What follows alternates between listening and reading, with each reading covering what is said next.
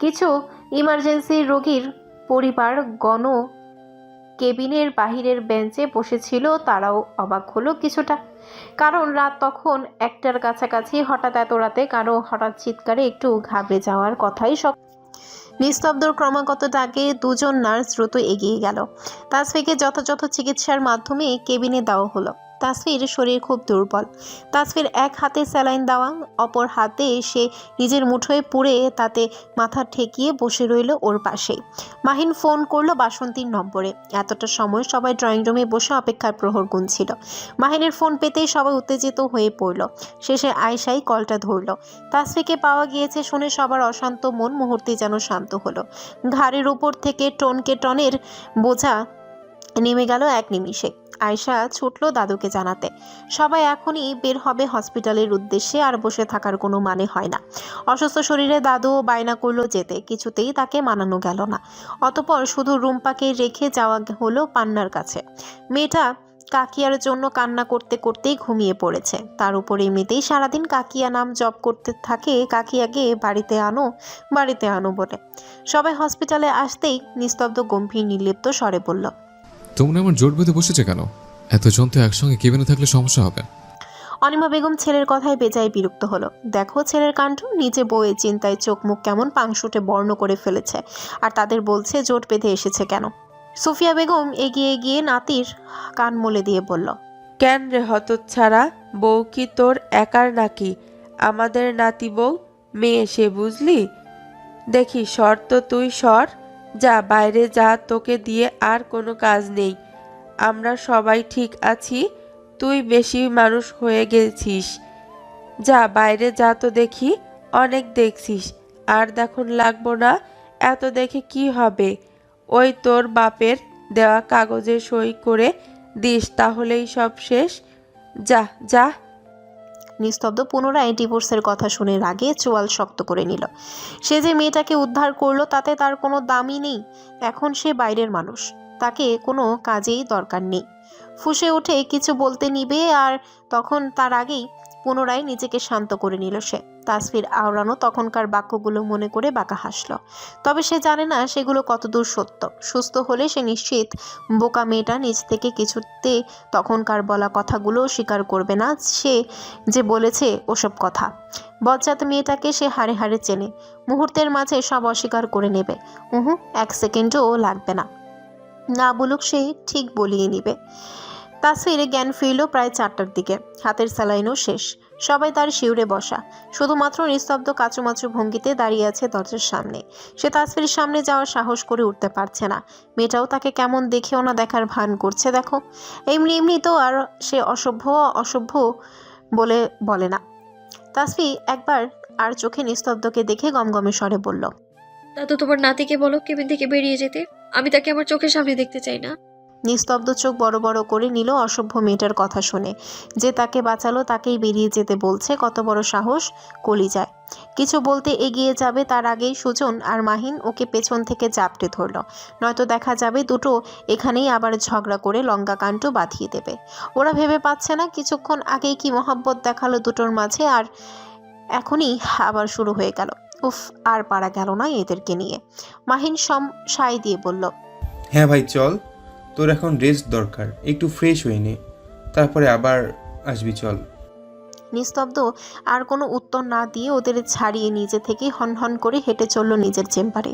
সারা রাত ধকলের ক্লান্তিতে নিস্তব্ধ ফ্রেশ হয়ে চেয়ারে বসে চোখ বুঝতেই কখন ঘুমিয়ে পড়ল বুঝতেও পারল না। নিস্তব্ধ যখন চোখ খুলল ঘড়িতে তখন 8টা বাজছে। সে চট করে উঠে দাঁড়ালো। এতটা সময় কখন ঘুমালো ও? দ্রুত তাসফিরে কেবিনের নিকট পৌঁছালো। দরজা খুলতেই যা দেখলো তাতে তার চোখ মুখ লাল হতে শুরু করলো। নিস্তব্ধ রাগে চোয়াল শক্ত করে চেয়ে রইল তাসফি ব্যতীত খালি কেবিন দেখে। রাগে চিরবিরিয়ে শক্ত কণ্ঠে বলল, আমার বউ কোথায়? অনিমা বেগম নির্লিপ্ত কণ্ঠে বলল, চলে গেছে। চলে গেছে মানে? বাসন্তী এবার বিরক্তি নিয়ে বলল, উফ, চলে গেছে মানে চলে গেছে ভাই, তার বাড়িতে চলে গেছে। এত প্রশ্ন কেন করছিস ভাই? দেখছিস না গুরুত্বপূর্ণ আলাপ করছি। নিস্তব্ধ ঝাড়ি মেরে চোয়াল শক্ত করে বলল, সে চলে গেছে তো তোর এখানে বসে থেকে কি করছিস? লুডো খেলছিস? কীর্তন হচ্ছে এখানে? সার্কাস চলছে? তোরও 5 মিনিটের সঙ্গে ব্যাগ গোছা, গুছিয়ে তার সাথে চলে গেলেই পারতিস। অশুভ মেয়েটা তার জীবনটা তেনা তেনা করে তবেই ছাড়বে, সেটা দেখছে। বড় চিৎকার করে বলল। তোমরা এতটা অকৃতজ্ঞ কি করে বলো তো? অসুস্থ কি করে যেতে দিলে? আয়শা নির্লিপ্ত কণ্ঠে টিপ্পনি কেটে বলল। দেওরজি, তোমার বউ কোনো ছোট বাচ্চা নয় যে আমাদের কথা শুনে বসতে বললে বসবে আর চলতে বললে চলবে। তার ইচ্ছে হয়েছে তাই গিয়েছে, সিম্পল। এই সিম্পল কথা বুঝতে পারছো না আমার দেওরজি? আহারে বেচারা। কলেজের পরিবেশ আজ ভীষণ গরম। তারই ইঙ্গিত পেয়ে গেট দিয়ে সকল শিক্ষার্থী প্রতিদিনের ন্যায় হুলস্থুল বাঁধিয়ে ঢোকার সাহস পাচ্ছে না, চুপচাপ স্বল্প কদমে হেঁটে যাচ্ছে। আজ বোধহয় ক্লাস হওয়ার সম্ভাবনা খুবই ক্ষীণ। চারপাশে সকলের চুপি চুপি ফিসফাস ধ্বনি। 11টায় মিটিং ডাকা হয়েছে। কলেজের অধ্যয়নরত সকল শিক্ষককেই সেখানে থাকার নির্দেশ দেওয়া হয়েছে। কারো কারো মুখ থেকে মিটিংয়ের কারণ টুকরো টুকরো বের হয়ে আসছে। কেউ বলছে কাল নাকি মর্গে এক শিক্ষার্থীকে হাত পা মুখ বেঁধে আটকে রাখা হয়েছিল। বেঁধে রাখা হয়েছিল, তাও আবার কোথায়? মর্গে। সেটা শুনে সব শিক্ষার্থী শিউরে উঠেছে। মেডিকেল শিক্ষার্থীর জন্য মর্গ একটি আতঙ্কের স্থান, আর সেখানেই কিনা কাউকে বেঁধে রাখা হয়েছিল, তাও অর্ধরাত পর্যন্ত সেই শিক্ষার্থী ছিল সেখানে। আদতেও সেই শিক্ষার্থী এখন পর্যন্ত বেঁচে আছে তো? সকলের মনে তখন প্রবল শঙ্কা, আতঙ্কে সবাই হাঁসফাঁস করছে। কেউ বলছে কাকে আটকে রাখা হয়েছিল বলতো, সে ছেলে নাকি মেয়ে? কেউ বলছে মেয়ে তো কেউ বলছে ছেলে। কেউ বলছে সে কোথায় আছে এখন, আবার কেউ বলছে হসপিটালেই ভর্তি। সর্বোপরি সবাই ভীষণ কনফিউশনে ভুগছে। আর যারা এই কাজ করেছে তাদের কঠোর শাস্তি দেওয়া হবে খুঁজে বের করে করে, তাই তারা আরও আতঙ্কে আছে। কেউ বলছে এই চল না দেখে আসি মেয়েটা কে হতে পারেন, কি শত্রুতা ছিল তার কারো সাথে। মানে তাসফিকে আটকে রাখার খবর দাবানলের মতো পুরো কলেজে সকলের নিকট পৌঁছে গিয়েছে।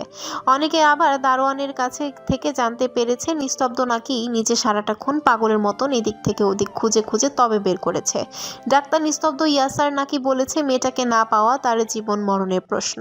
তা শুনে শিক্ষার্থীরা আরও কৌতূহলী হয়ে উঠেছে যে তাদের এমন একজন ইন্ট্রোভার্ট অ্যাটিটিউডওয়ালা গম্ভীর স্যারের একজন মেয়ের জন্য জীবন মরণ প্রশ্ন। ভীষণ আশ্চর্যজনক কথাবার্তা। ঘটনা কি আসলেই সত্য? কতটুকু সত্য? আর সত্য হলে কেই বা সেই সৌভাগ্যবতী রমণী যার জন্য তাদের গম্ভীর স্যার পাগল পাড়া হয়ে গিয়েছিল? সবাই মেয়েটাকে দেখার জন্য উৎসুক হয়ে আছে। কেউ কেউ তো সাহস করে দেখতেও গিয়েছিল, কিন্তু নার্স কিছুতেই ঢুকতে দেয়নি। কলেজের সবার মাঝে তখন আতঙ্ক, উৎকণ্ঠা, উত্তেজনা, জেলাসি, হিংসা, ভয়, সকল অনুভূতি মিলেমিশে একাকার। তাই তারা কোনটা প্রকাশ করবে এবং করবে না সেটাই ভেবে পাচ্ছে না। আজ ওই মেয়েটাকে আটকে রেখেছে, কাল যদি তাদের মধ্যে থেকে কাউকে একইভাবে আটকে রেখে ঘটনার পুনরাবৃত্তি ঘটায় তখন কি হবে? সবচেয়ে বেশি সকলের মনে এই ভয়টাই কাজ করছে, কারণ এরকম কাজ আগে কেউ ঘটায়নি। তাই তো সকলের মনে উত্তেজনাটা একটু বেশি। 11টার মিটিং কি হয় তারা জানতে উদ্গ্রীব হয়ে আছে। মাছের কাটা গলার মাঝে তাদের হাঁসফাঁস করছে। নিস্তব্ধ স্যার নাকি বলেছেন কলেজের ভেতরের কারোরই এই কাজ। আজ কলেজে যারা আসবে কেউই যেন বাইরে না যায়, সকলকে থাকতে বলেছে। গেট বন্ধ করে দেওয়া হয়েছে। কি এক অসহ্য যন্ত্রণা। আশা, আরাধ্য, স্বর্ণিধি কলেজে এসে এসব শুনতে আতঙ্কে আটখানা হয়ে আছে তারা। কেউ না জানলেও তারা খুব ভালো করে বুঝতে পেরেছে এটা তাদের প্রাণপ্রিয় বান্ধবী তাসফি ব্যতীত আর কেউ হতেই পারে না। কারণ কাল সন্ধ্যা থেকেই তাসফির হদিস পাওয়া যাচ্ছিল না। ওরা দৌড়ে গেল নিজেদের প্রাণপ্রিয় বান্ধবীর দর্শন পেতে। যদিও তারা শুনেছে কাউকে ক্যাবিনে অ্যালাউ করছে না, তবুও চেষ্টা করে দেখতে ক্ষতি কি। ওরা তিনজন তাসফির কেবিনের সামনে এসে নার্সকে অনুরোধ করছে ভেতরে ঢুকতে দিতে বলছে। তারা ওর কাছের মানুষ, কিন্তু অ্যাপ্রন পড়া দেখে ওদের শিক্ষার্থী ভেবে কিছুতেই ঢুকতে দিচ্ছে না। আসলে সকালে নিস্তব্ধকে যখন সবাই বলল তাসফি বাড়ি চলে গিয়েছে, সবাই তাকে মিথ্যা কথা বলেছিল। তাসফি ওয়াশরুমে গিয়েছিল। নিস্তব্ধকে বাজিয়ে দেখতে তারই ফায়দা লুটেছিল সকলে। নিস্তব্ধ সব বুঝতে পেরে তখন রাগে কটমট করতে করতে নিজের চেম্বারে ফেরত এসেছিল। নিস্তব্ধ তখনই তাসফির কি অবস্থা দেখতে এসেছিল। নিস্তব্ধকে দেখতে পেয়ে তিনজন একটু আশার আলো দেখল। নার্সগুলো বড্ড বেয়াদব, তারা কি আর মিথ্যে কথা বলছে নাকি? ওরা জানে না নিস্তব্ধ স্যার তাদের কথা মানবে কিনা, তবু বলে দেখতে সমস্যা কোথায়। ওরা তিনজন ভয়ে ভয়ে নিস্তব্ধকে বলল। আশা অনুরোধ করে বলল, স্যার আপনি তো জানেন আমি ওর বান্ধবী, প্লিজ স্যার। নিস্তব্ধ ওদের দিকে ভ্রু কুঁচকে তাকালো, অতঃপর বিরক্ত মুখভঙ্গি করে বলল, যাও, তবে বেশি সময় নয়। আশা আর স্বর্ণিধি ভেতরে ঢুকে গেল। আরাধ্য ঢুকতে গেলে তিনি নিস্তব্ধ বাধা দিয়ে তাকে ধমক দিয়ে বলল। এই ছেলে, তুমি কোথায় যাচ্ছ? আরাধ্য আমতা আমতা করে বলল। কেন স্যার, ভেতরে? নিস্তব্ধ বলল। না, তোমাকে যেতে দেওয়া যাবে না। যাও, ক্লাসে যাও, গো। অতঃপর নিস্তব্ধ কেবিনের ভেতরে ঢুকে গেল। আরাধ্য হতভম্ব হয়ে বাইরে দাঁড়িয়ে রইল। সে বুঝতে পারল না স্যার ওদের ঢুকতে দিল, অথচ তাকে কেন ঢুকতে দিল না। সেও তো তাসফির বন্ধু নাকি? আশ্চর্য। আশা আর স্বর্ণিধি ভেতরে ঢুকেই তাসফিকে জড়িয়ে ধরল। কিছু টুকটাক কথাবার্তা বলে ওরা জিজ্ঞেস করলো, তুই কাউকে দেখিসনি? কে তোকে আটকে রাখলো? তাসফির না বোধক মাথা নাড়ল, বলল, আমার পেছন থেকে চোখ বন্ধ করে ধরেছিল, দেখতে পাইনি। নিস্তব্ধ এবারে আশা আর স্বর্ণিধির উদ্দেশ্যে বলল, হয়েছে, এবারে তোমরা আসতে পারো। কি আর করার, স্যারের আদেশ ওরা মেনে নিয়ে বেরিয়ে গেল। তবে যাওয়ার আগে আশা আর চোখে নিস্তব্ধ স্যারের দিকে সন্দেহের দৃষ্টি নিয়ে দেখল। বাইরে নিস্তব্ধকে নিয়ে বলা গুঞ্জনগুলো সেও শুনেছে, তবে তা কতটুকু সত্য কিংবা মিথ্যা তারও জানা নেই। নিস্তব্ধর সামনে থাকা এসব ব্যাপারে সে তো তাসফিকে চেপে ধরে কিছু জিজ্ঞেসও করতে পারল না। তারও স্যারকে নিয়ে একটু সন্দেহ হয়। তাসফির প্রতি পজিটিভনেস একটু বেশি সন্দেহজনক, সে খুব করে খেয়াল করেছে। অতঃপর আশাও তাদের দিকে চোখ ছোট ছোট করে চেয়ে বেরিয়ে গেল। তাসফি চুপচাপ ওদের গমন দেখলো, টু শব্দটিও করলো না। নিস্তব্ধ এবার ওখান থেকে একটা বেঞ্চ টেনে বসলো, পায়ের উপর পা তুলে সাহেবের মতো। তাসফি আর চোখে তা দেখে মনে মনে ঢঙের আখ্যায়িত দিয়ে দিল। নিস্তব্ধ তাসফিকে সিরিয়াস মুখ করে বলল, মিসেস নিস্তব্ধ, ইয়াসার, আপনাকে এখন কিছু প্রশ্ন করা হবে, ঠিকঠাক উত্তর দিবেন, ওকে? তাসফি জবাব দিল না। নিস্তব্ধ তা পাত্তা না দিয়ে গম্ভীর স্বরে শুধালো, মিসেস নিস্তব্ধ, ইয়াসার, আপনি কি জানেন আপনাকে কে উদ্ধার করেছে? তাসফি নির্লিপ্ত স্বরে জবাব দিল, জি। তাদের নাম বলুন। তাসফি এবারেও নির্লিপ্ত কণ্ঠে বলল। সুজন এবং মাহিন। নিস্তব্ধ বুঝলো তাকে ইচ্ছে করে রাগানোর চেষ্টা করা হচ্ছে, তবুও সে শান্ত কণ্ঠে প্রশ্ন করল, আপনি জানেন না আপনাকে দুজন নয় বরং তিনজন মিলে উদ্ধার করা হয়? তাসফি আশ্চর্য হওয়ার ভঙ্গিমা করে বলল, না। ওকে, ফাইন। নিস্তব্ধ ধৈর্য ধরে আবার প্রশ্ন করল, মিসেস ইয়াসার, আপনি কি বলতে পারবেন আপনাকে কারা অ্যাটাক করেছিল? তাদের দেখেছিলেন বা উপলব্ধি করেছিলেন? তাসফি অন্য দিকে মুখ ঘুরিয়ে সরে বলল, জানি না। তার মানে আপনি বলতে চাইছেন আপনাকে যে আটকে রেখেছিল তাদের কাউকে আপনি দেখেননি, আর কারা এমনটা করতে পারে তাও জানেন না, বলতে পারবেন না, তাই তো? কি অদ্ভুত ব্যাপার, সামান্য মুখ চেপে ধরে আপনি জ্ঞান হারিয়ে ফেললেন। এটুকু খরগোশের জানের সাহস নিয়ে চলাফেরা করেন, আবার নিজে সর্বসর্ব বলে দাবি করেন। বাহ, ইন্টারেস্টিং। দেখুন, আপনি কিন্তু এবারে বেশি বেশি করছেন। বিয়ের পরদিন থেকে তো দেখে আসতে, শুধু থামার তো নামগন্ধও নেই। না তোর করছেন না দেখতে। My good luck but yours bad luck. Tasfi অবাক চোখে চেয়ে রইল, কিসের কথা বলছে লোকটা, আশ্চর্য। মিসেস নিস্তব্ধ, ইয়াসার। নিস্তব্ধকে থামিয়ে দিয়ে তাসফি এবারে শোয়া থেকে উঠে বসে বিরক্তির স্বরে বলল, আপনি কোথাও নিজের নামের সঙ্গে আমার নামটা জুড়ে দেবেন না। শুনতে না জাস্ট অসহ্য লাগে, বিরক্তিকর। নিস্তব্ধ ভাবলেশীন কণ্ঠে বলল, কিন্তু নাম তো অলরেডি জোরে আছে, এটা কি কাটছাট করার তো কোনো ওয়ে নেই মিসেস নিস্তব্ধ, ইয়াসার। তাসফি নিস্তব্ধ চোখে চোখ রেখে রাগী স্বরে বলল, কিন্তু মিস্টার নিস্তব্ধ, তার জোড়া থাকবে না। অলরেডি ক্লোজ করার ব্যবস্থা করা হয়েছে। সো প্লিজ এই মিসেস নিস্তব্ধ ইয়াসার নামটা না আমার সামনে অন্তত উচ্চারণ করবেন না। আমার গলায় না কাটার মতো বিধে, বুঝলেন? লজ্জা লাগে আমার শুনতে। নিস্তব্ধ বেঞ্চ থেকে উঠে দাঁড়ালো, মুহূর্তেই তাসফিকে নিজের দিকে ঘুরিয়ে বসালো। কানের কাছে মুখ নিয়ে ফিসফিস করে বাঁকা হেসে বলল, কিন্তু এই নামের গোটা ব্যক্তিটাকেই তো জ্ঞান হারানোর আগে ভালোবাসার কথা বলেছিলেন, তখন অসহ্য লাগেনি? তখন লজ্জা লাগেনি? এই গোটা নামের মানুষটাকে যখন আষ্টপৃষ্ঠে জড়িয়ে ধরেছিলেন তখন লজ্জা লাগেনি? তাসফি ভ্রু কুচকে বলল, আমি কখনো এরকম কিছু বলিনি। বললাম তো বলিনি, তাই লজ্জা লাগার প্রশ্নও আসে না। ওকে, আপনি মানবেন না, ফাইন, মানতে হবে না, আমি মানিয়ে নেব। সঙ্গে নিজের সবটুকু অধিকারে বসিয়ে নেন। মাথায় রাখবেন, আজ হসপিটাল থেকে নড়বেন না। আমি এসে যেন আপনাকে আজ রাতে হসপিটালে দেখতে পাই, and that's my warning. Tasfi শুষ্ক ঢোক গিলল। কি ব্যাপার বলুন তো, মিসেস নিস্তব্ধ তো ঘামছে কেন? Any problem? তাসফি মনে মনে বলল, প্রবলেম তো বিরাট প্রবলেম। সে আর যদি আপনাকে বলা যেত সত্যি এমন কিছু বলে ফেলেনি তো সে নিজের মনকে তার নিজেরই বিশ্বাস হয় না। আর কিসের অধিকার পুষিয়ে নেবে লোকটা। নিস্তব্ধ দরজা পর্যন্ত গিয়েও আবার ফিরে এলো। বাঁকা হাসলো, মুহূর্তে মাঝে তাসফির কোমর আঁকড়ে ধরলো, আঙ্গুলের সাহায্যে কিছুটা চাপও প্রয়োগ করলো উক্ত স্থানে। তাসফি কিছুটা আর্তনাদ করে উঠল। নিস্তব্ধ কিছুটা থেমে টেনে টেনে বলল, by the way madam, your figure is so hot and soft and attractive. I like it so badly. Tasfi চোখ বড় বড় করে ফেলল। ছি। নিস্তব্ধ তৎক্ষণাৎ তাসফির কানের লতিতে কামড় বসালো। হালকা ব্যথায় উফ শব্দ করে উঠল তাসফি। নিস্তব্ধ তাতে ফিসফিস করে বলল, bad sound, but I don't really do anything. নিস্তব্ধ পুনরায় একই কাজের পুনরাবৃত্তি ঘটালো। তাসফির প্রচণ্ড মেজাজ খারাপ হলো। তাসফি অহংকারী পুরুষটাকে ধাক্কা দিয়ে সরিয়ে দিতে চাইল। এই লোকের অহংকারে এক টুকরো ভাটা পড়েনি এতদিনে। কিন্তু নিস্তব্ধ তার আগে তাকে ছেড়ে দিল, পর কৌতুক করে বলল, বলেছিলাম সবসময় আপনার একই টেকনিক কাজে লাগবে না। Come on, apply the new method. তাসফিকে হতবম্ব করে রেখে নিস্তব্ধ তস্ত কদমে কেবিন ছেড়ে বেরিয়ে গেল। পালাতে হবে তাকে তাসফি। আর এক মুহূর্ত এই সিংহের গুহায় থাকার ইচ্ছে নেই তার। তার অভদ্র ডাক্তার সাহেবের অসভ্য কথাবার্তার সঙ্গে নীরব হুমকিতে শিহরণের সঙ্গে তার গলা শুকিয়ে মরুভূমির ন্যায় কাটকাট হয়ে গেছে। পাশের টেবিলে থাকা পানি গ্লাস উঠিয়ে ঢকঢক করে পান করে এক নিমেষেই পুরোটুকু সাবার করে দিল। বাসন্তী এলো তখন কেবিনের রুম ঠেলে।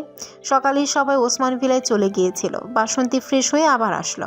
মেয়েটার শরীর দুর্বল, তাই তো আজ দিনটাই হসপিটালেই কাটাতে হবে। তাসফিকে এতটা অস্থির দেখে ভ্রু কুঁচকে বলল, কি ব্যাপার তাসফি, এতটা ঘাবড়ে গেছিস কেন? কোনো সমস্যা? তাসফি বাসন্তীকে টেনে নিজের কাছে নিয়ে এলো। বলল, একটু সাহায্য করো না আমার মিষ্টি আপাই। কি সাহায্য? আর কলেজের পরিবেশ কখন ঠান্ডা হবে বলো তো? তাসফি দ্রুততার সহিত বলল। জানি না, শোনো আমি বের হব, বাড়িতে যাব। বাসন্তী অবাক স্বরে বলল, সে কি, তোর শরীর তো দুর্বল, স্যালাইন আরেকটা লাগবে হবে।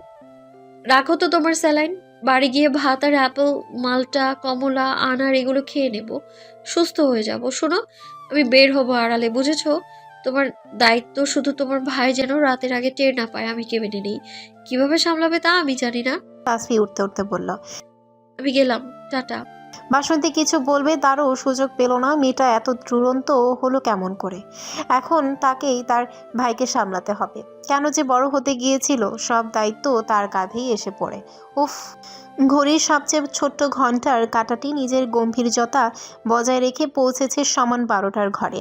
কিসের এত অহংকার তার? বারবার তো সে একই জায়গা থেকে তার চারিপাশ প্রতিক্ষণ করে। উত্তরে বাতাসের দল তখন ফিসফিস করে সকলের কানে কানে বলে, তবুও তো কোনোভাবেই তোমরা তাকে আটকে রাখতে পারো না। সৃষ্টির সেরা জীব, কত কিছুই তো আবিষ্কার করলে, কিন্তু সৃষ্টিকর্তার তৈরি নিয়ম ভঙ্গ করা কি এতই সৃষ্টিকর্তা সব দেখেন। তোমরা তোমার করা গোপন কর্মকাণ্ডও তিনি দেখেন। তাই ভেবো না খারাপ কাজ তুমি গোপনে করিলে আর বাছা তোমায় কেউ দেখিতে পেল না। উহা ভেবে মোটেও আনন্দিত হওয়ার কোনো কারণ নেই। হ্যাঁ, ওই যে তোমার উপরেও একজন বসে আছেন, সে তো সব দেখছে। তার থেকে তুমি লুকাবে কেমন করে? পাপ করলে তার ফল তো ভোগ করতেই হবে, হয় ইহকালে নয়তো একেবারে পরকালে। ফল তো ভোগ করতেই হবে। নশ্বর মনুষ্য জাতি কারো ক্ষতি করার চিন্তা না করিয়া নিজের ক্রোধ, হিংসা, অহংকারকে নিয়ন্ত্রণ করতে চেষ্টা করো। ক্রোধ, হিংসা, অহংকারের বশবর্তী হয়ে কাউকে বিপদে ফেলা মোটেও সোয়াবের কাজ হতে পারে না। ইহা একদমই নিকৃষ্ট, হীনমনতা, নিবুদ্ধিতার পরিচয় দেওয়া। যারা বুদ্ধিমান তারা কখনো এমন কাজ করে না, কারণ তারা জানেন ওপরে একজন তাকে দেখছে। অতএব গোপন করবে সে কার থেকে? তাই তা থেকে বিরত থাকাই কি উত্তম নয়? মানসার বাবা আরিফুল হক নিজের চেয়ারে থেকে উঠে মেয়ের ডান গালে ঠাস করে চর বসিয়ে দিলেন। সকলের কাছে তার মান সম্মান একদম ধুলোয় মিশিয়ে দিল, সঙ্গে তার কলেজেরও। তিলে তিলে সে আর তার বাকি শেয়াররা বন্ধুরা হসপিটালের সঙ্গে এই প্যাশন মেডিকেল কলেজটি প্রতিষ্ঠা করেছিলেন আরও বহু বছর আগে। ভদ্রলোকের বয়স 80-র কোঠায়। আরও 50 বছর আগে এই কলেজেও হসপিটাল তারা প্রতিষ্ঠা করেছে। স্ত্রীর সন্তান না হওয়ায় শেষ বয়সে এসে তার 45 বছরের স্ত্রী নিরুপমা ইচ্ছে পোষণ করলেন এবারে অন্তত একটা শিশু তাদের দত্তক নিতেই হবে। 20 বছর আগে একটা 1 মাসের বাচ্চা শিশুকে দত্তক নিলেন তারা। নিজের সন্তান হিসেবে লালন পালন করে এলেন এই মেয়েটা, যেই মেয়েটাকে এমনকি সে আজও তার আসল বাবা মা সম্পর্কে অবগত নয়। এই দিন দেখার জন্য এই মেয়েকে লালন পালন করলেন এত যাবৎকাল তারা। এই দিন দেখার জন্য মেয়েকে নিজের মেডিকেলে কলেজ হয়ে ভর্তি করেছিলেন। মানুষজন ছি করছে, শেষে কিনা কলেজের ফাউন্ডারের মেয়ে এমন একটা কাজ করতে পারল। সারা কলেজের ছাত্রীদের মনে একটা আতঙ্ক সৃষ্টি করে দিয়েছে অপদার্থ। রাগে ক্ষিপ্ত হয়ে পুনরায় নিজের মেয়ের বাম গালে চর বসালেন। মুখ দিয়ে অস্পষ্ট স্বরে বলল, ভদ্রলোকের বয়স হলে কি হবে, সে এখনও ভীষণ সামর্থ্যবান, গায়ের চামড়ায় একটুও কুচকায়নি। মানসা ছলছল চোখে বাবার দিকে তাকিয়ে রইল। আজ প্রথমবার বাবা তার গায়ে হাত তুলল, তাও এই ভরা মজলিসে। তাসফির উপর রাগ আর আরও চড়াও হলো। সব হয়েছে মেয়েটার জন্য। মানসার ভেতরকার ভালো মানুষের সত্তা তাকে তিরস্কার করে বলল, কত বড় অপদার্থ তুমি, এখনও নিজের ভুল স্বীকার করছো না? নিজে অন্যায় করলে তবুও পুনরায় নির্দোষ মেয়েটাকে দোষী সাব্যস্ত করতে তৎপর তুমি, অসহ্য মেয়ে লোক। মানসা ভেতরের শয়তানি সত্তা গর্জে উঠে বলল, তাকে কান পড়া দিয়ে কোনো লাভ নেই, ওই মেয়েই সব নষ্টের মূল। সে কলেজে না এলে কিছু হতোই না। ভালো সত্তা তাকে ব্যঙ্গ করে হেসে থেমে গেল। সে যতই বোঝা কেরা ঠিক হবে না, একবার অপশক্তি এদের মাঝে ভর করলে তো ছোটানো বড় মুশকিল। এই তো ঘণ্টাখানিক আগের ঘটনা। তাসফির কেবিন থেকে বেরিয়ে আসা আরাধ্য আর স্বর্ণিতিকে ইতস্তত বলল, তোরা এগিয়ে যা, আমার একটু কাজ আছে। ওদের কাজের কথা বলে আশা চুপি চুপি সুজনের কেবিনে ঢুকে পড়ল। সুজন হঠাৎ কেবিনে আশাকে নক করা ছাড়া ঢুকতে দেখে রাগী স্বরে পড়ল, ম্যানার শিখুনি, অভদ্রের মতো আচরণ আমি মোটেও বরদাস্ত করব না, এখনই বের হয়ে যাব। আশা মুখ কাচুমাচু করে বলল, স্যার, আপনাকে একটা ইম্পর্টেন্ট কথা বলতে এসেছি, খুবই গুরুত্বপূর্ণ, তাসফিকে আটকে রাখার ব্যাপারে। সুজন ভ্রু কুচকে কৌতূহলী চিত্তে বলল, বলো। আশা বলল, নিস্তব্ধ স্যারকে বলতে সাহস পাচ্ছি না, তাই আপনাকেই বলছি। সুজন নিজ জায়গা থেকে আশার দিকে এক পা এগিয়ে কিছুটা ঝুঁকে চোখ ছোট ছোট করে বলল, কেন, তুমি আমাকে ভয় পাও না? আশা জোরে জোরে মাথা নাড়ালো। সুজন চোখ গরম করে তাকালো। বলে কি এই মেয়ে, তাকে ভয় পায় না? কেন পায় না? সুজন অবাক কণ্ঠে শুধালো। কেন ভয় পাও না? আশা কাঁদো কাঁদো মুখ করে বলল, আপনাকে দেখে না আমার ঠিক ভয়টা আসে না, আমি কি করতে পারি বলুন? সুজন হতবম্ব হয়ে গেল আশার কথায়। তার মানে কি সবাই নিস্তব্ধকে ভয় পায় আর তাকে দেখে কেউ ভয় পায়ই না? তাই তো নিস্তব্ধ ক্লাসের সময় রুম তার মতোই নিস্তব্ধ থাকে, আর সুজনের ক্লাসে সবাই সুজন মাঝির মতো কীর্তন শুরু করে দেয়। আশ্চর্য আশ্চর্য, ভারী হতাশাজনক ব্যাপার স্যাপার। সুজন আশাকে ঝাড়ি মেরে বলল, কি বলবে বলো দ্রুত, বলে বিদায় হও তুমি। আশা জড়সড় হয়ে বলল, আমার মনে হয় স্যার, আমাদের ক্লাসের ছাত্রী মানসা আমাদের কলেজে ফাউন্ডার্স এর মেয়ে, ওই যে ক্লাসে হাঙ্গামা করে, আপনি তাকে তবু কিছু বলেন না, ওর এতে হাত থাকতে পারে। ও তাসফিকে পছন্দ করতো না, এর মাঝে ওর সঙ্গে ঝামেলাও করেছিল। আর আমি তাসফির বাবা মারা যাওয়ার পরে একদিন ওদের তাসফির ক্ষতি করার জন্য কী সব কথা বলতে শুনেছিলাম, আপনি তবু কিছু বললেন না। সুজন বেশ বুঝতে পারলো মেয়েটা বড্ড ধূর্ত, তাকে ইচ্ছে করে তিতকারি করে বলেছে কথাটা। সুজন তবুও শান্ত রইল, কারণ আশার বলা কথাটা এই মুহূর্তে খুবই গুরুত্বপূর্ণ। বলল, তুমি সবার সামনে বলতে পারলে এই কথা? কি যে বলেন না, অবশ্যই বলতে পারবো। আমার একমাত্র প্রাণের বান্ধবীকে কতটা কষ্ট দিল ওরা, আর আমি চুপ করে থাকবো কখনো না? সুজন চোখ ছোট ছোট করে বলল। বেশি কথা বলো তুমি। আশা বিড়বিড় করে বলল, তা আপনার থেকেই নেহাতই কম। বিড়বিড় করলেও দূরত্ব কম থাকায় সুজন তা স্পষ্ট শুনতে পেল। মৃদু ধমক দিল। Shut up stupid.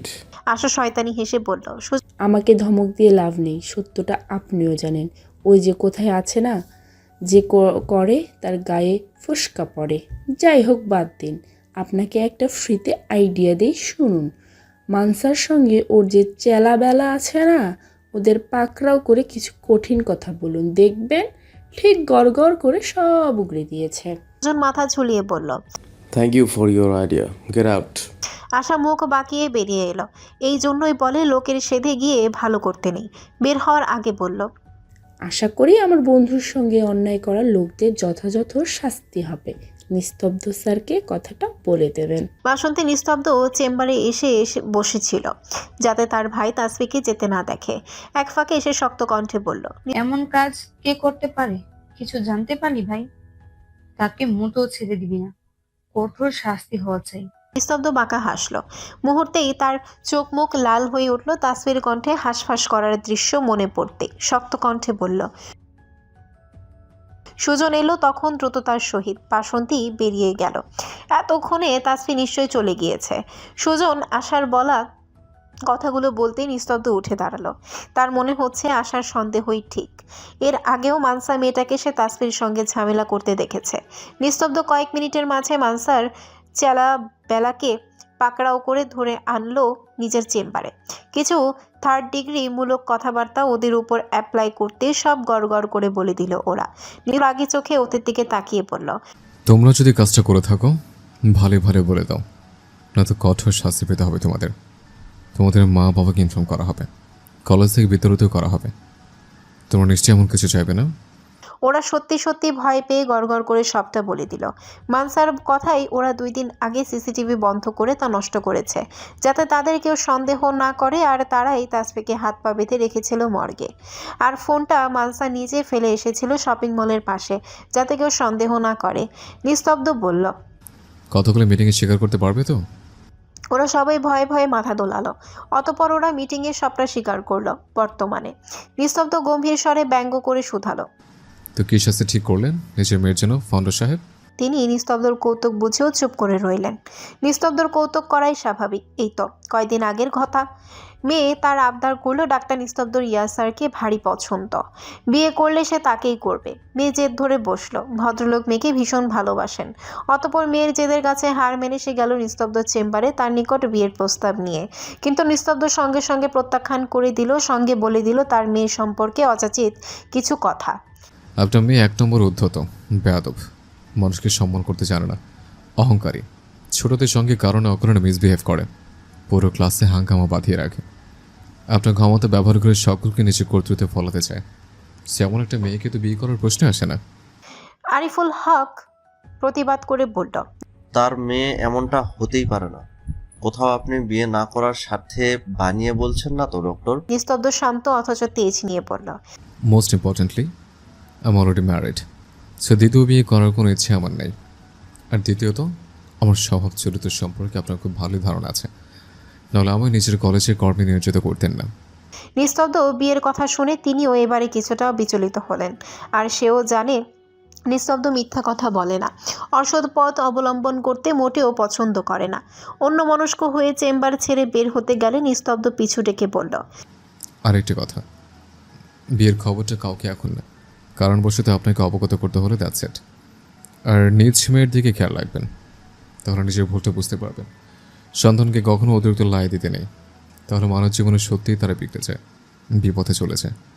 তাদের সব আবদার সবসময় সে ভালো কি খারাপ কখনো কখনো নিজেদের বিচার করে দেখতে হয়, নাহলে পরবর্তীতে সেটা ভয়ঙ্কর হয়ে দাঁড়ায়। এই যে আজ যেমন মেয়ের আবদারকে প্রশ্রয় দিয়ে আমার কাছে না এসে দুটো ধমক দিতেন, তবে এর পরবর্তীতে এমন আবদার করতে ভয় পেত। বেস্ট অফ লাক, আপনি আসতে পারেন। নিস্তব্ধর কথাগুলো সেদিন তার মনে ভীষণ করে দাগ কেটেছিল। সত্যি কি তিনি ভুল করে ফেললেন? কাজের চাপে তিনি মেয়ের প্রতি নজর কিংবা সময় কোনোটাই দিতে পারেন না। আজ মনে হচ্ছে নিস্তব্ধর বলা কথা প্রত্যেকটা একদমই পাই টু পাই সত্য। সত্যিই সে বাবা হিসেবে ব্যর্থ। তিনি ঘোষণা দিলেন, মানসাকে আজ থেকে পরবর্তী 1 সপ্তাহ যাবৎ কলেজের ক্লাস সহ সমস্ত শিডিউল থেকে বহিষ্কার করা হলো। ইচ্ছা পোষণ করা সত্ত্বেও সে কোনো কিছুতেই অংশ নিতে পারবে না। পরবর্তীতে সে যদি পুনরায় এমন কাজ করে তবে তাকে আরও কঠিন শাস্তি দেওয়া হবে। আরিফুল হক নিস্তব্ধর হাতে মাইক ধরিয়ে দিল। নিস্তব্ধ উঠে হাতে মাইক নিয়ে বাঁকা হাসলো। এইটুকুই ঠুনকো শাস্তিতে তো নিস্তব্ধ ইয়াসারের মোটেও রাতে ঘুম হবে না। তার বউকে কষ্ট দিল, আর সে এত সহজে তাদের ছেড়ে দিবে কখনো না। রাতে ভালো ঘুম হওয়ার জন্য দরকার ওদের আরও কঠোর শাস্তি, যেটা সে এখন নিজে ঘোষণা করবে। নিস্তব্ধ চোয়াল শক্ত করে বলল, শাস্তিটা ভীষণ কম হয়ে গেল না স্যার? এতে তো ওরা ভিস্টিমের কষ্টটা উপলব্ধি করতে পারবে না স্যার। এতটা নিকৃষ্ট একটা কাজ করলো আর নিজেরা সেটা বুঝবে না যে আদতেও তারা কতটা খারাপ করলো। যারা যারা কাজটার সঙ্গে জড়িত ছিল তাদের প্রত্যেককে আজ থেকে প্রতিদিন এক দিন করে ওই মর্গের সন্ধ্যা থেকে রাত 1টা পর্যন্ত হাত পা বেঁধে রাখা হবে। ওদের উচিত কষ্টটা একটু উপভোগ করা।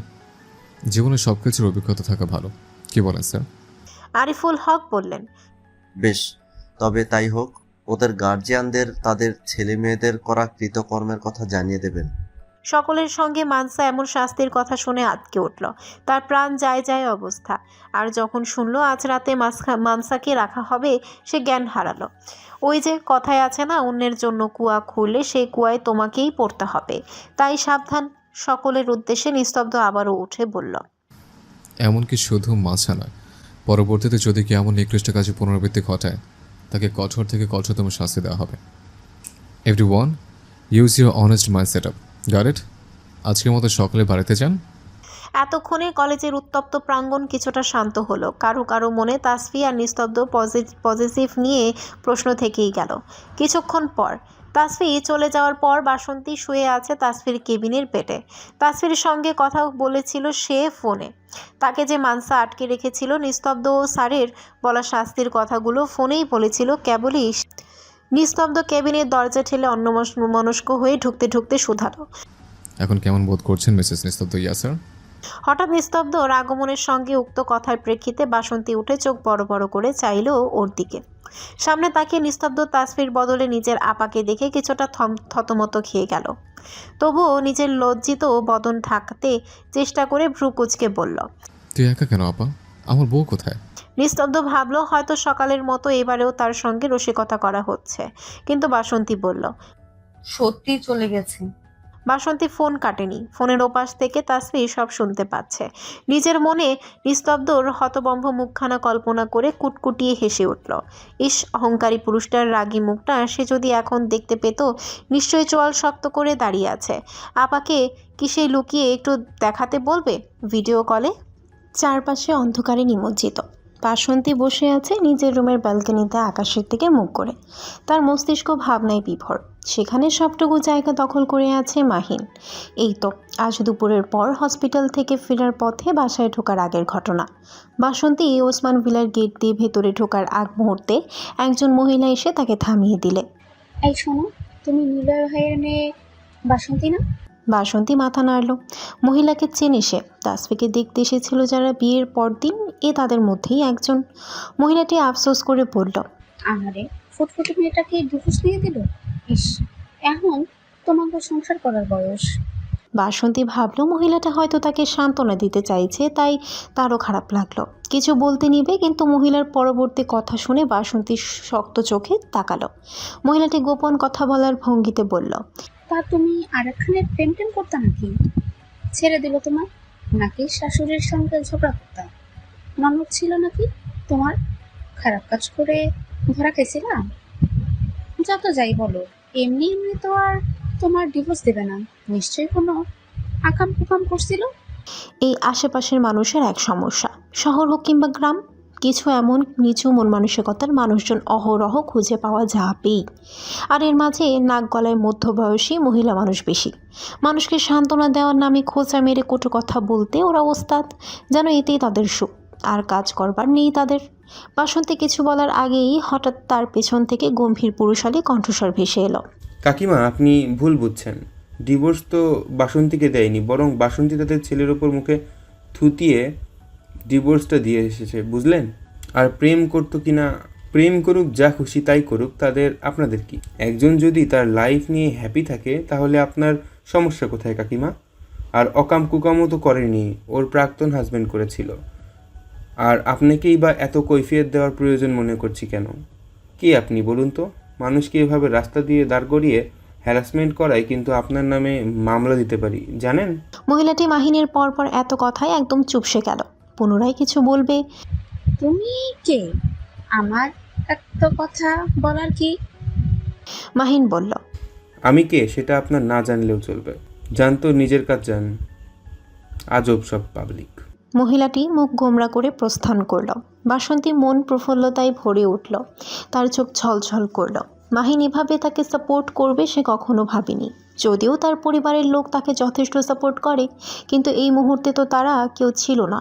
তাছাড়া সে তাসফির মতো সবার মুখের সামনে নীতি কথাও ছুড়ে দিতে পারে না। এটুকুতেই সে নরম হয়ে যায়। এখান দিয়ে যাচ্ছিলাম, আপনাকে দেখে বাইক থামালাম।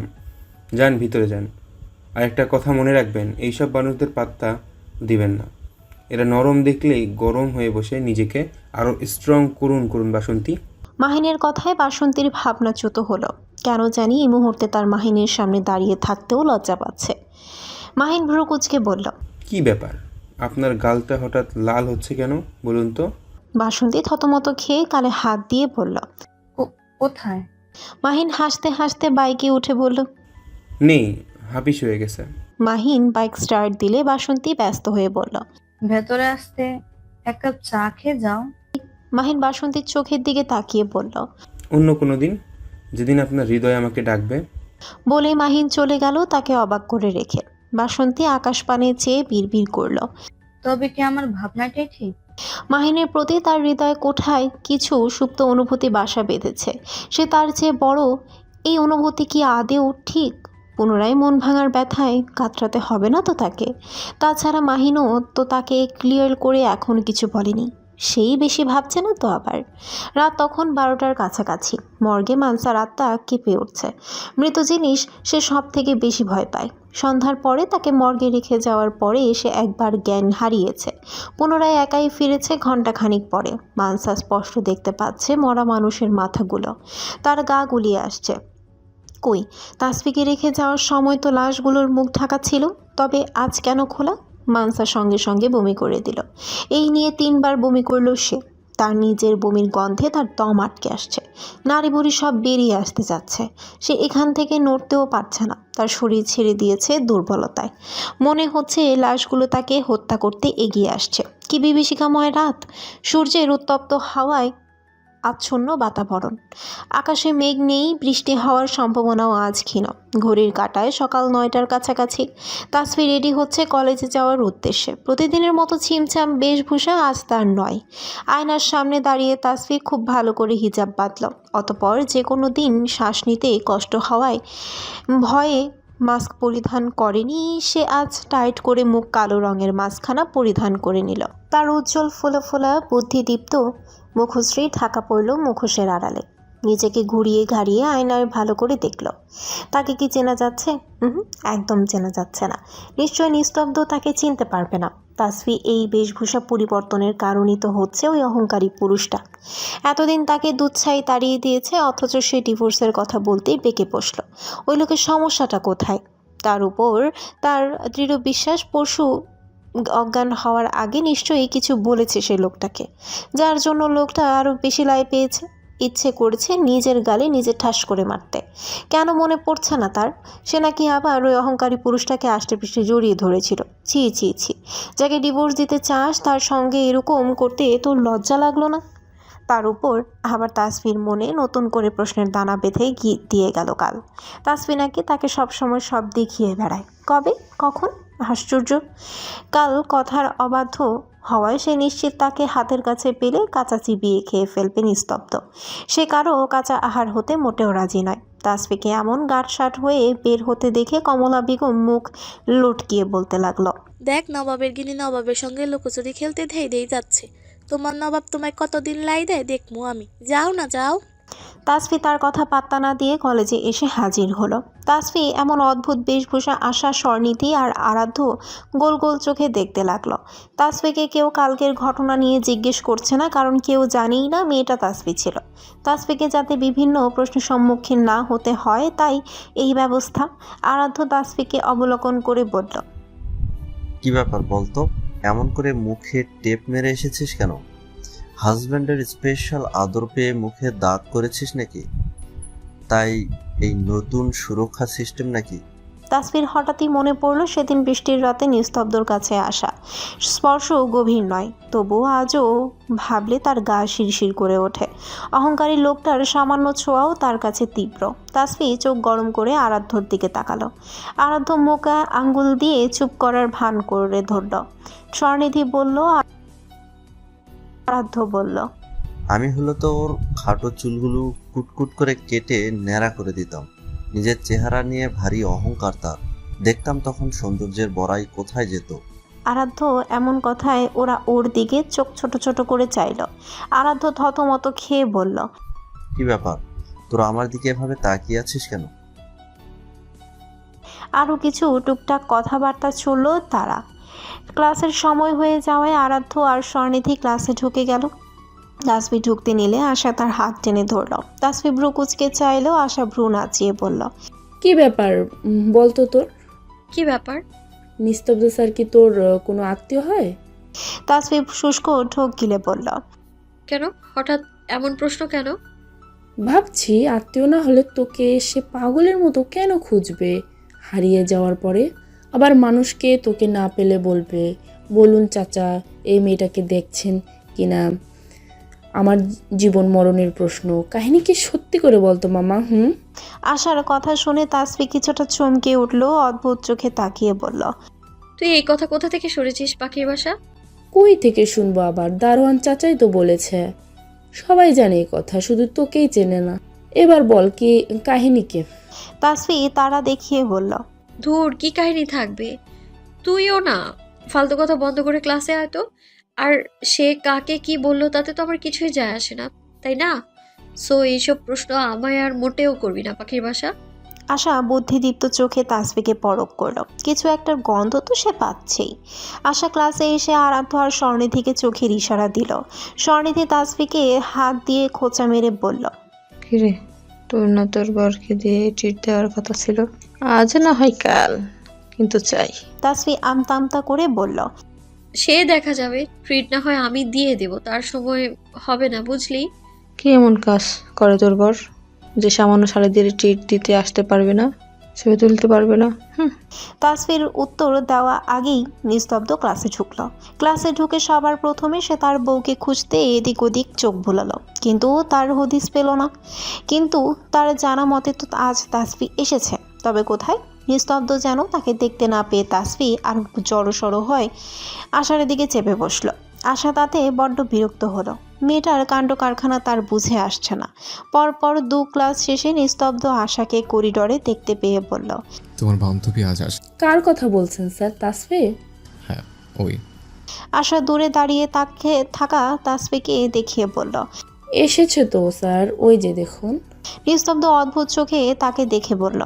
কালো হয়েছে পড়া। আশা মাথা দুলালো। নিস্তব্ধ অবাক চোখে চেয়ে রইল। তাসফির কোনো কার্যকলাপ সে বুঝতে পারছে না। দিন দিন মেয়েটা বড্ড অবাধ্য হচ্ছে, কিন্তু বউ এমন অবাধ্য হলে তো ভারী ঝামেলা। সময়গুলো বড় স্বার্থপর, সঙ্গে তীব্র স্বার্থপর নিস্তব্ধর অর্ধাঙ্গিনী। এরপর দীর্ঘ 2টি দিন তাসফির দেখা পায়নি সে। দেখেছে, তবে সেই দেখাকে দেখা বলে মোটেও আখ্যায়িত করা যায় না। সর্বক্ষণ মুখে মাস্ক পরায়, মাথায় হিজাব। নিস্তব্ধ ক্লাসে ঢুকলে সে নিজের মাথা গুজে বেঞ্চের ভাঁজে। সে সিঁড়ি দিয়ে উঠল, তাসফি উল্টো দিকে হাঁটা দেয়। নিস্তব্ধর মেজাজ বেজায় ক্ষিপ্ত হয়ে আছে। নিস্তব্ধ যদি বোকা মেয়েটাকে এই মুহূর্তে সামনে পেত, তবে নিশ্চিত তাকে আগ্নেয়গিরির উত্তপ্ত লাভার মাঝে ছুঁড়ে ফেলত। তার সঙ্গে লুকোচুরির খেলা সে হাড়ে হাড়ে বোঝাবে। নিস্তব্ধর কেবিনে নখ হতেই তার ভাবনাচ্যুত হলো। দরজা ঠেলে আশা ভেতরে ঢুকলো। আশা ভয়ে ভয়ে বলল, আমায় ডেকেছিলেন স্যার? হ্যাঁ, বসো। আশা দুরু দুরু বুকের সামনে চেয়ারে বসলো। সে আবার কোনো অন্যায় করেনি তো অজানাতে? নিস্তব্ধ গম্ভীর স্বরে বলল, তুমি একটু সাহায্য করে দিতে হবে। কি, পারবে না? আমি কিভাবে আপনাকে সাহায্য করতে পারি স্যার? নিস্তব্ধ আশাকে সবটা বুঝিয়ে বলল। আশা সবটা মনোযোগ দিয়ে শুনলো। নিস্তব্ধ বলল, কি, পারবে না? আশা শয়তানি হেসে বলল, পারবো, বাট এতে আমরা কি পাবো স্যার? নিস্তব্ধর রহস্যময়ভাবে বাঁকা হেসে বলল, তোমরা কি পাবে? Special surprise. সঙ্গে দ্রুত খালামণি ডাক্তার শুনতে পারো। আশা হতভম্ব চোখে চেয়ে রইল। নিস্তব্ধ ঘুরিয়ে পেঁচিয়ে কথার কিছুই বোধগম্য হলো না তার। তাসফির সঙ্গে খালামুনি ডাক শোনার কানেকশনটা কোথায়? আশ্চর্য। আশা বাড়ি ফিরে নিস্তব্ধর কথা মতো কাজ করল। তাসফিকে কল দিল। ফোন রিসিভ হতেই সে উৎফুল্লতার ভান করে বলল, তাসফি, তোকে যে নিস্তব্ধ স্যারের নোটটা দিয়েছিলাম নিয়ে আসিস তো। আগামী 2 দিন স্যার কোথায় যাবে, কলেজে থাকবে না, পড়াগুলো করে নিতে পারবো। এত প্যারা ভালো লাগে না আর। তুই কাল আসবি তো? প্রথম 2 ক্লাস কিন্তু নেই। নিস্তব্ধ আসবে না শুনে তাসফির মনে ময়ূর ডানা মেলে নাচছে। ইস, কাল সে মাস্ক ছাড়াই কলেজে যেতে পারবে ভেবেই কি আনন্দ যে হচ্ছে না। তাসফির প্রফুল্ল চিত্তে বলল, অবশ্যই অবশ্যই যাব। পরদিন সুজন, মাহিন, সৃজন, আয়ানা আর আরশি বসে আছে একটা ক্যাফেতে। একজন আরেকজনকে খোঁচাচ্ছে। মাহিন বলল, এখনো আসেনি? এই আরশি, তুই একটু আগে ভাগে সব কথা প্র্যাকটিস করে নেন না। আরশি অবাক হয়ে বলল, আমি প্র্যাকটিস করবো মানে? কথাগুলো কি আমি বলবো নাকি? বলবো তো আয়ানা। আয়না আশ্চর্য কণ্ঠে বলল, আমি কখন বললাম বলবো? সুজন সব কটাকে ঝাড়ি মেরে বলল, কি যুদ্ধ লাগিয়েছিস তোরা? একটা পিচ্ছি মেয়েকে সামান্য কটা কথা বলবি, তাই এত ঘড়িমসি করছিস? আয়ানা দাঁত কিলিয়ে বলল। তবে তুই বলিস সব কেমন? সুজন মুখ কাচুমাচু করে ফেলল। আর সে কিছু বলতে যাবে তার আগেই সৃজন তাকে থামিয়ে বলল, ওকে ওকে, থাম গাইস, কাউকে কিছু বলতে হবে না, যা বলার আমি বলবো। সুজন ঠাস করে সৃজনের গালে কিস করে বলল, এই জন্যই তো তোকে এত বুদ্ধিমান বলি। কেমন আমাদের সব প্রবলেম সলভ করে দিস। সুজন নাক ছিটকে বলল, ছি, মেয়েদের মতো এমন গায়ে পড়ার স্বভাবের হয়েছিস কেন তুই? আমার বউয়ের চুমু খাওয়ার জায়গায় তুই কেন চুমু খেলি, ব্যাককেল? সুজন দাঁত কেলিয়ে ভাসল। ওদের কথার মাঝে উক্ত রমণী ক্যাফের দরজা ঠেলে ভেতরে ঢুকল। রমণীকে ভেতরে আসতে দেখে ওরা সবাই আটসাট হয়ে বসল। রমণী এসে বসলো তাদের পাশে, তার জন্য বরাদ্দ রাখা চেয়ারে। সৃজন হাসি মুখে বলল, আসতে কোনো সমস্যা হয়নি তো তাসফি? তাসফি মুচকি হেসে বলল, একদম না। আপনারা সবাই কেমন আছেন বলুন? আরশি বলল, ভালো নেই গো। শুনে ভালো আর থাকতে দিলে কই? তাসফি ইতস্তত করে বলল, কেন আপু, আমি আবার কি করলাম? আমার তো এমন কিছু করেছি বলে তো মনে পড়ছে না। সৃজন বলল, ওদের কথায় কান দিও না, তুমি শান্ত হয়ে বসো। সৃজন, তোমায় কিছু কথা বলি, সরাসরি বলছি। এই কারণেই তোমার জরুরি তরফ করা। সৃজন তাসফির সামনের প্যাকেটে মোড়ানো কিছু কাগজের টুকরো রাখল। তাসফি অবাক হয়ে জানতে চাইল, এগুলো কি ভাইয়া? সৃজন ঠান্ডা স্বরে বলল, ডিভোর্স পেপার। তাসফি হতভম্ব হয়ে তার দিকে চেয়ে রইল। ডিভোর্স পেপার টুকরো টুকরো কেন? সৃজন তাসফির চোখের ভাষা ঠাহর করতে পেরে শান্ত স্বরে বলল, নিস্তব্ধ পেপারে সই করেনি, এই যে টুকরো টুকরো করে ছিঁড়ে আমাদের নিকট সে খুব আনন্দের সহিত প্রদান করে দিয়েছে, আর বলেছে তোদের ভাবি আমার সঙ্গে বর্তমানে একটুখানি লুকোচুরি খেলছে। তোদের সাথে খেলবে জানি না, তাই তোরাই এই টুকরোগুলো একটু কষ্ট পৌঁছে দিস। আর জানিয়ে দিস এই নিস্তব্ধ ইয়াসের না ওইটুখানি মেয়ের দ্বারা কিছুই করা। আর লুকোচুরি সে কতদিন খেলতে পারে আমিও দেখছি। কি বুঝলে তাসফি? তাসফি শুষ্ক ঢোক গিলল। সৃজন আবারও বলল, দেখো তাসফি, নিস্তব্ধ তোমায় কোনোদিন ডিভোর্স দিবে না, আর সে না দিলে তোমার কিছু করার নেই। তার প্রতি যে তোমার সামান্যতম হলেও দুর্বলতা আছে তা আমরা কিন্তু বুঝতে পারছি। আর নিস্তব্ধ সে তো তোমার প্রেমে হাবুডুবু খাচ্ছে। তাসফি সৃজনকে থামিয়ে বলল, আপনাদের বিশ্বাস হয় আপনার ওই অহংকারী বন্ধু আমার প্রেমে পড়বে? মাহিন বলে উঠল, অবশ্যই বিশ্বাস হয়। বিশ্বাস না হওয়ার এখানে কিছুই নেই। তোমার মিসিং হওয়ার খবর শুনে ও কতটা ডেসপারেট হয়ে গিয়েছিল তা আমি আর সুজন সামনে থেকে অবলোকন করেছি। সারাক্ষণ কেমন হাঁসফাঁস করেছে আমরা দেখেছি। কারো প্রতি এমনি এমনি কখনো প্রসেসিভনেস তৈরি হয় না তাসফি। তাসফি শক্ত কণ্ঠে বলল, কিন্তু ভাইয়া, তাতেই তো সে আমার প্রেমে পড়েছে এটা প্রমাণ হয় না। আপনাদের বন্ধু তো আমায় বলেনি সে আমাকে পছন্দ করে বা ভালোবাসে। এমনকি আমার বাবার মাটির পর সে 1 সেকেন্ড আমার কাছে এসেও বসেনি। তা আমি কি করে তার প্রেম ভালোবাসা অনুভব করতে পারবো বলতে পারেন? সৃজন বলল, দেখো তাসফি, আমি তোমার কথা বুঝতে পারছি, কিন্তু নিস্তব্ধ একটু অন্যরকম। ওর ভালোবাসা প্রকাশের ধরনও অন্যরকম। এই যে আমাদেরই দেখো না, আজ পর্যন্ত আমাদের সামনে ও কখনো নিজের বন্ধুত্ব জাহির করেনি। আমরা যেমন হাসি মজা করি, ও নর্মাল মাঝে মাঝে 2-1 কথা বলে। ও কিন্তু আমাদের সবাইকে ভীষণ ভালোবাসে, কিন্তু সেটা কখনো প্রকাশ করতে রাজি নয় সে। সৃজন থেমে আবারও বলল, তুমি যতই যাই বলো না কেন বোন, আমরা খুব সূক্ষ্মভাবে খেয়াল করে দেখেছি বিয়ের পর নিস্তব্ধর পরিবর্তন। আগে কখনো আমাদের আড্ডায় ও হাসি মজা করতো না, কিন্তু এখন ও তা আরোহর করে। একজন ভিন্ন মানুষকে চিনছি আমরা, সবার সঙ্গে তাল মিলিয়ে হাসি ঠাট্টা করে। তোমার কি মনে হয় এগুলো এমনি এমনি? আচ্ছা, তুমি কি তার মাঝে কোনো পরিবর্তন দেখোনি? তাসফি মনে মনে বলে, দেখেছি তো, আপনাদের বন্ধু দিন দিন অসভ্য হয়ে উঠছে। সুযোগ পেলেই সে আমার নরম কোমরখানা আঁকড়ে ধরতে চেষ্টা করে। অসভ্য লোক। আস্তাগফিরুল্লাহ, আমার কথাবার্তা বর্তমানে আমার শোনাচ্ছে সে। দিন দিন যে সে বড্ড লাগামহীন হয়ে যাচ্ছে, কিন্তু সেগুলো আপনাদের কি করে বলি বলুন তো? আপনাদের বন্ধুর কীর্তিকলাপ তো বলার যোগ্য নয়।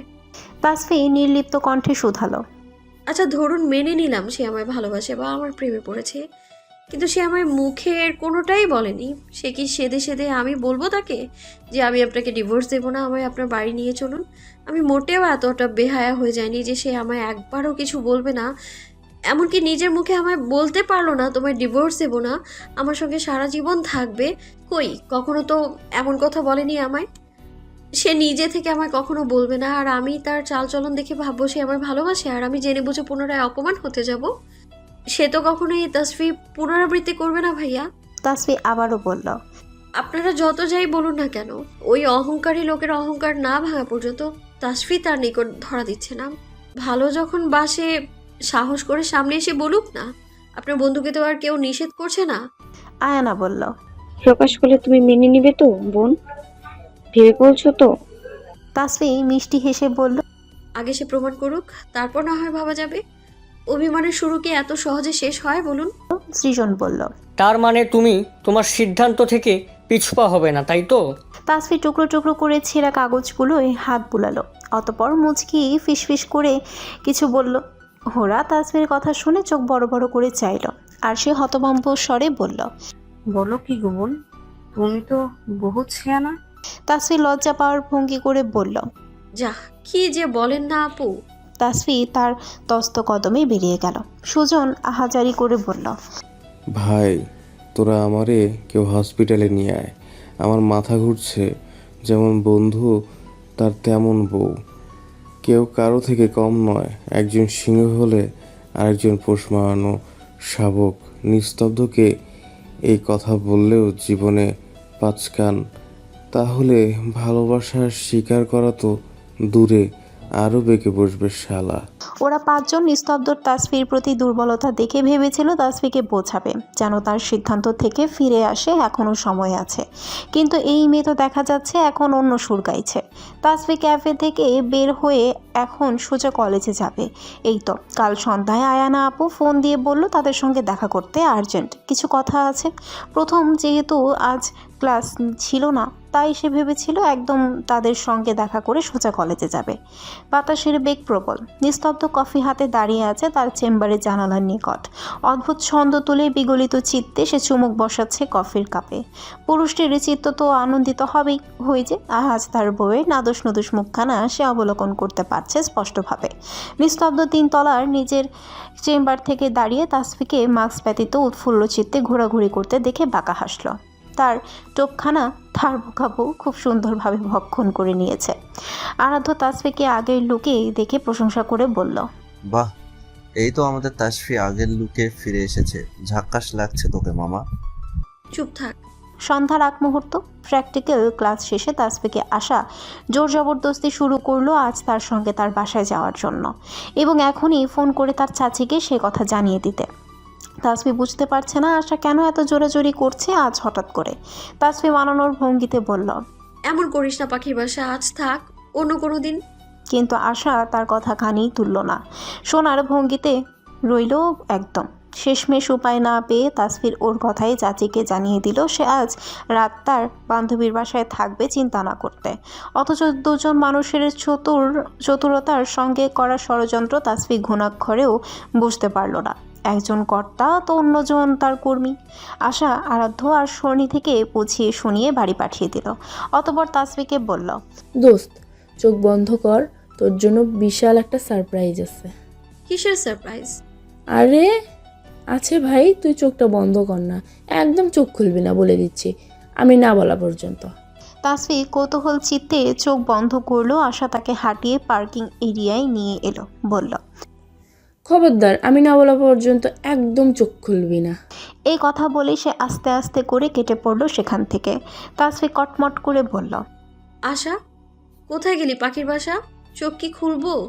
চারপাশে ধীরে ধীরে অন্ধকার তার অস্তিত্বের আধিপত্য বিস্তার করতে শুরু করেছে। আশার সম্পূর্ণ অবয়ব মূর্ছা যেতেই তাসফির সন্নিকটে ধীরালয়ে এগিয়ে আসলো এক সুদর্শন পুরুষের অবয়ব। সে তাসফির কানের সঙ্গে স্বয়ং ঠোঁট জোড়া স্পর্শ করে ফিসফিস করে বলল, ইয়া অফকোর্স। হঠাৎ পরিচিত পুরুষালী কণ্ঠস্বরের সঙ্গে তাসফি নিজের কোমরে পুরুষালী স্পর্শ পেতেই ঝট করে চোখ মেলে চেয়ে ছিটকে দূরে সরে গেল। আবছা আলোতে সে নিস্তব্ধ মুখখানা স্পষ্ট অবলোকন করতে পারল। তাসফি হতবুদ্ধি হয়ে আমতা আমতা করে বলল, আপনি আপনি কিভাবে? আপনি তো দুদিনের জন্য কোথাও যাবেন বলেছিলেন। নিস্তব্ধ তাসফির দিকে এক পা করে আগাতে আগাতে রহস্যময় হেসে বলল। কখন, কবে? নিস্তব্ধকে আগাতে দেখে তাসফি আতঙ্কে পেছাতে লাগলো। আশা বা গেল কোথায়? এই লোকের মতিগতি সে ঠিক দেখছে না। নিশ্চয়ই কোনো গভীর ষড়যন্ত্র করা হয়েছে তাকে নিয়ে। তাসফি ভয়ে ভয়ে বলল, আপনি আগাচ্ছেন কেন? নিস্তব্ধ নির্লিপ্ত কণ্ঠে বলল। আপনি কেন বলছেন ম্যাডাম? তাসফি শুষ্ক ঢোক গিলল। পেছাতে পেছাতে তাসফি একটা গাড়ির সঙ্গে ঠেকে গেল। আশ্চর্য, এই গাড়িটাকে এখানেই কেন পার্ক করতে হলো? তার ভেতরকার সত্তা বিরক্ত নিয়ে বলল, বোকার মতো কথা বলবি না তো তাসফি। পার্কিং এরিয়ায় গাড়ি পার্ক করা থাকবে না তো কোথায় থাকবে? তুই ভয় পেয়ে পিছিয়ে না গিয়ে সামনে গিয়ে দৌড় মারতি, ইডিয়েট। মুহূর্তে নিস্তব্ধ তাসফির একদম সন্নিকটে এসে দাঁড়ালো। এক হাতে হ্যাচকা টানে রমণীর পেবব কোমরখানা তার সঙ্গে মিশিয়ে ধরল সন্তর্পণে। অপর হাতে তাসফির দুই হাত মুচড়ে পেঁচিয়ে ধরে পেছনে নিয়ে ধীর স্বরে শুধালো, নিস্তব্ধ ইয়াশারকে তার বেগম ডিভোর্স দিয়ে দিবে, এটাই ফাইনাল, তাই তো? তাসফি শুষ্ক ঢোক গিলল। নিস্তব্ধ নিঃশ্বাস প্রশ্বাসের গতিবেগ স্পষ্ট সে ঠাহর করতে পারছে। তাসফি এই মুহূর্তে ভীষণ করে চাইছে শক্ত থাকতে, তার দুর্বলতা নিস্তব্ধর সামনে প্রকাশ না করতে, কিন্তু পারছে না। লোকটার পুরুষালী স্পর্শ তাকে দুর্বল করে দিচ্ছে। সে পুনরায় শুকিয়ে থাকা গলা ভেজানোর বৃথা চেষ্টা করে শুষ্ক ঢোক গিলে মাথা নাড়িয়ে হ্যাঁ বলল। Are you sure my princess? Tasfi শক্ত কণ্ঠে বলল, yeah. Okay, as your wish.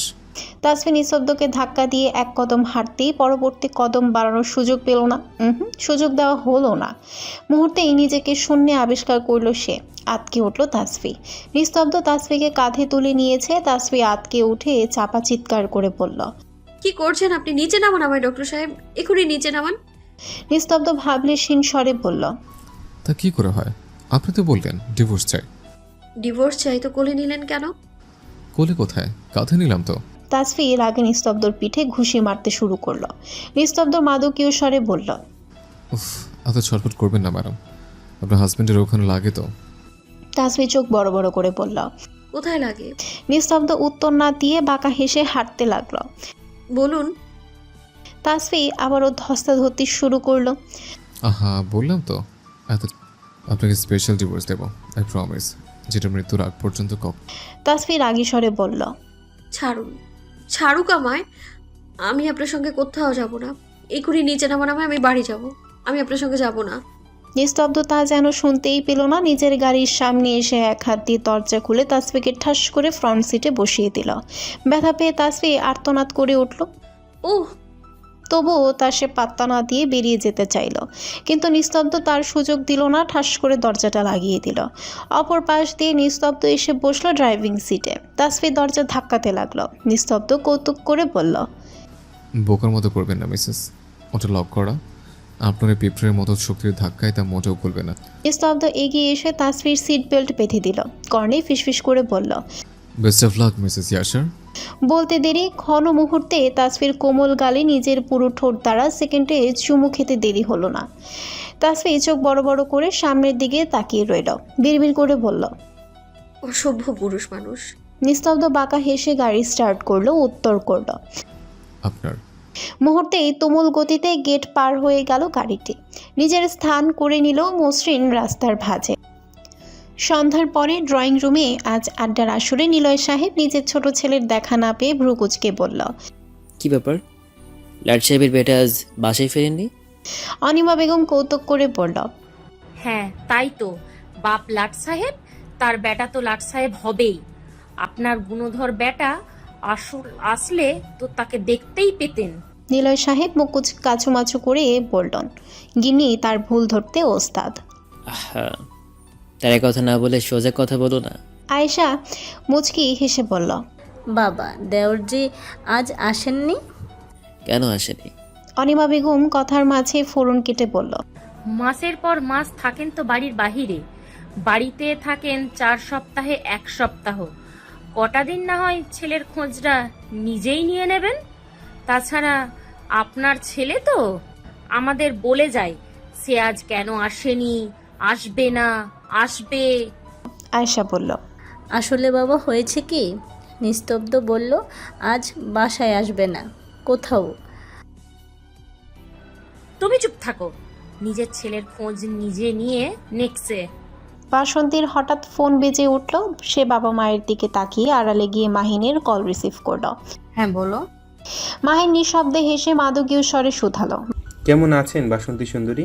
বাসন্তী চোখ বন্ধ করে নিল। ছেলেটার কণ্ঠ কেমন নেশা ধরানো। অদ্ভুত টান টের পায় সে মাহিনের প্রত্যেকটা কথার ভাঁজে। আলহামদুলিল্লাহ, তুমি? মাহিন স্বাভাবিক স্বরেই উত্তর করল, আপনার কল রিসিভের অপেক্ষা করছিলাম। তো কি করছিলেন? ছেলেটার কণ্ঠ স্বাভাবিক, তবু বাসন্তী প্রত্যেক কথার ভাঁজে অদ্ভুত মায়া খুঁজে পায়, যেন সেই মায়াজাল তাকে আবদ্ধ করতেই সৃষ্টি করা।